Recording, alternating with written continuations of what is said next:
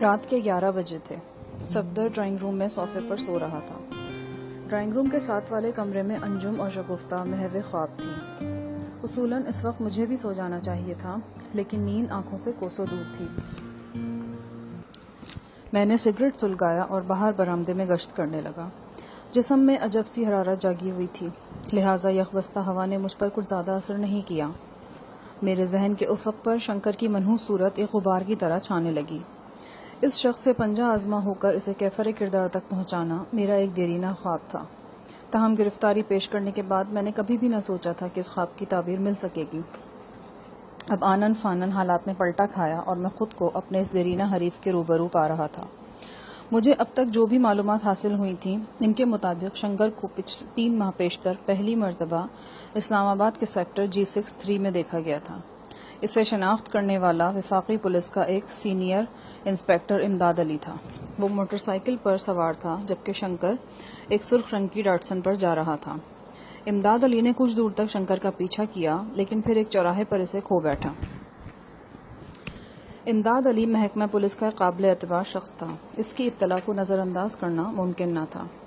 G63 جیسے حساس علاقے میں شنکر جیسے مجرم کی موجودگی نے ہر طرف خطرے کی گھنٹیاں بجا دیں۔ 3-4 دن زور و شور سے کارروائی ہوئی، لیکن شنکر کی موجودگی کا کوئی سراغ نہ مل سکا۔ یہاں تک کہ تفتیش کرنے والے اہلکار ٹھنڈے پڑ گئے اور افسران یہ سوچنے پر مجبور ہو گئے کہ انسپکٹر امداد علی کو دھوکہ ہوا ہے۔ 2 ہفتے بعد ایک بڑے سرکاری عہدیدار نے شنکر کو لاہور ایئرپورٹ پر دیکھا، لیکن اس سے پیشتر کہ وہ اسے ٹھیک طرح سے پہچان سکتا، وہ لوگوں کے ہجوم میں گم ہو گیا۔ اس سرکاری عہدیدار کی گواہی کے بعد پولیس کو پختہ یقین ہو گیا کہ بدنام زمانہ شنکر شکرا ملک میں موجود ہے اور کسی خطرناک ارادے سے یہاں ٹھہرا ہوا ہے۔ ساہی صاحب شنکر کے بارے میں گراں قدر معلومات رکھتے تھے۔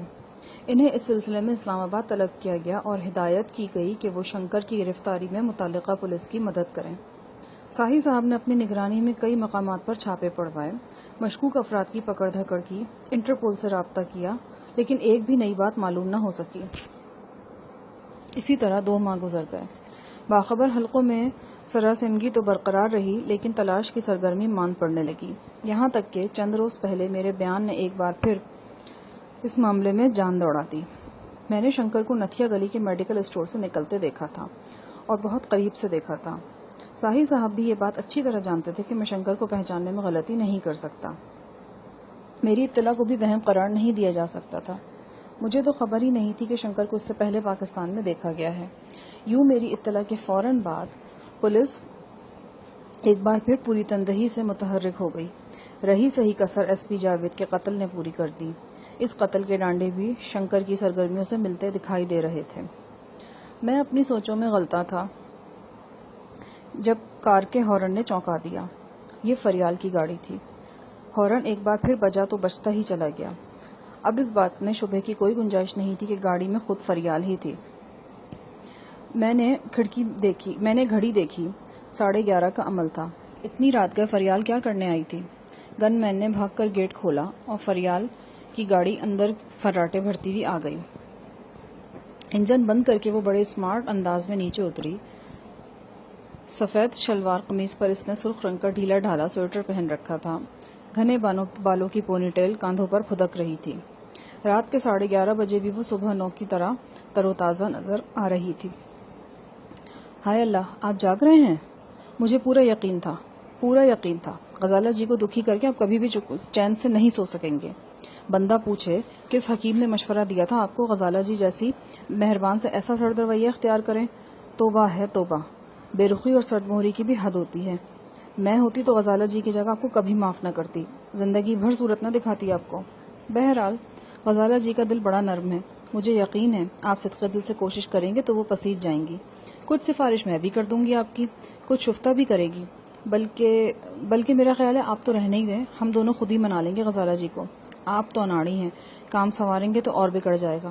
بس آپ چپ رہیے، ہم خود سنبھال لیں گی دونوں۔ وہ بولی تو نان اسٹاپ بولتی ہی چلی گئی۔ میں نے اس کی بات کاٹی۔ آپ غلط فہمی دور فرمائیے، میں کسی پچھتاوے میں یہاں نہیں ٹہل رہا، نہ ہی میرے ذہن میں آپ کی غزالہ جی کا خیال ہے۔ کچھ اور مسائل ہیں میرے، لیکن بائی دا وے آپ نصف شب کے بعد یہاں کیسے نمودار ہو رہی ہیں؟ جب آپ اس نتیجے پر پہنچ چکے ہیں کہ میں اوٹ پٹانگ لڑکی ہوں اور میری کوئی کل سیدھی نہیں ہے، تو یہ سوال کر کے آپ خود کو اوٹ پٹانگ کیوں ثابت کر رہے ہیں؟ فریال: تمہارے پاپا کو معلوم ہوا کہ تم اس وقت یہاں ہو تو وہ کیا سوچیں گے؟ دیکھیں شاہ جہان صاحب، میں کئی بار عرض کر چکی ہوں کہ آپ میری فکر میں دبلے نہ ہوں۔ میرے پاپا مجھے کچھ نہیں کہتے۔ ہاں، اگر آپ خواہ پاپا سے خوف کھاتے ہیں تو یہ اور بات ہے، یعنی خوف کی گیند میری ڈی میں نہیں آپ کی ڈی میں ہے۔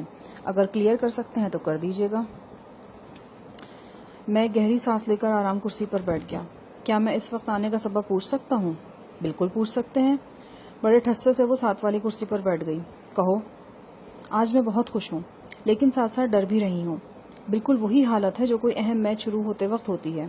سچی بات ہے شاہ جہان صاحب، میں آپ کو ایک بار پھر ایکشن میں دیکھنا چاہتی ہوں، اسی جہانی استاد کے روپ میں جو ہر خطرے میں بلا جھجک کود پڑتا ہے، جو لڑتا بھڑتا تھا، پلٹتا جھپٹتا تھا، ہنگامہ خیزی کرتا تھا، اور جس مقام سے گزرتا تھا ایک کہانی چھوڑ جاتا تھا۔ لیکن اس بات کا اندیشہ بھی ہے کہ آپ کے سامنے شنکر جیسا خطرناک شخص ہے۔ میں نے پاپا کی الماری میں اس کی فائل دیکھی ہے۔ بہت ڈر لگا مجھے یہ فائل پڑھ کر۔ یوں محسوس ہوتا تھا کہ اس فائل میں کسی انسان کا نہیں بلکہ درندے کا تذکرہ ہے۔ پھر میں کیا کروں اب؟ میں نے بیزاری سے پوچھا۔ آپ کو ہماری خاطر بہت احتیاط کرنی ہوگی۔ مثلاً کن کن کی خاطر؟ میری خاطر، شفتہ کی خاطر، اور سب سے بڑھ کر غزالہ جی کی خاطر۔ عجب اول جلول لڑکی تھی، یوں بات کر رہی تھی جیسے واقعی کوئی میچ ہونے والا ہے اور میں پیٹ باندھے بلے بازی کے لیے تیار بیٹھا ہوں، اور وہ ایک پرستار کی حیثیت سے مجھے سنبھل کر کھیلنے کا مشورہ دے رہی ہے۔ میں نے سگریٹ کا گہرا کش لے کر کہا، تمہارے ذہن میں یہ خیال کیسے آئی میں واقعی اس کام کے لیے تیار ہوں؟ کس کام کے لیے؟ یہی شنکر کی گرفتاری میں مدد دینے کے لیے۔